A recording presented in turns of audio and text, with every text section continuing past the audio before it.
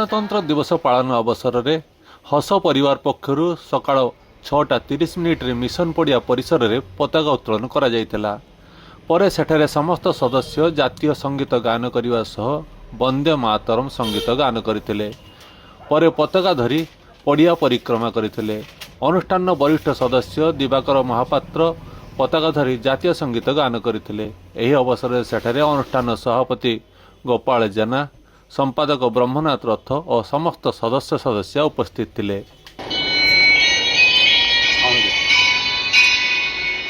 वंदे मातरम वंदे मातरम सुजलां सुफलां मलयज शीतलां सस्यश्यामलां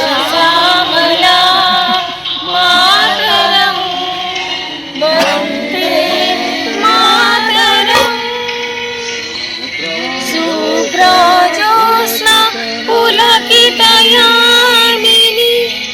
पुण्यकुसुमिता द्रुमगणशोभिनी सुहासिनी सुमधुरासिनी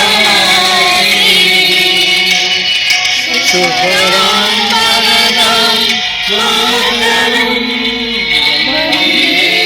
मातरं वन्दे मातरं। से भली बालेश्वर पथ भ्रमणकारी संगठन पक्षर मध्य पताका उत्तोलन करा जायतिला। संगठनर वयस्क सदस्य अश्विनी कुमार दास पताका उत्तोलन करथिले।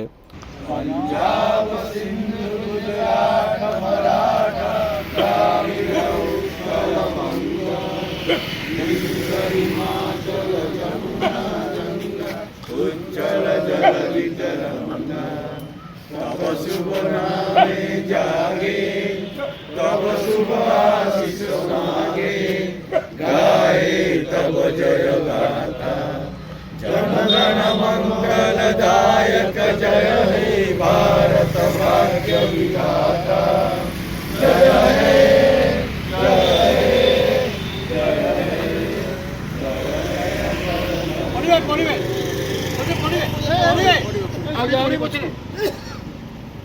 वंदे मातरम वंदे मातरम वंदे मातरम।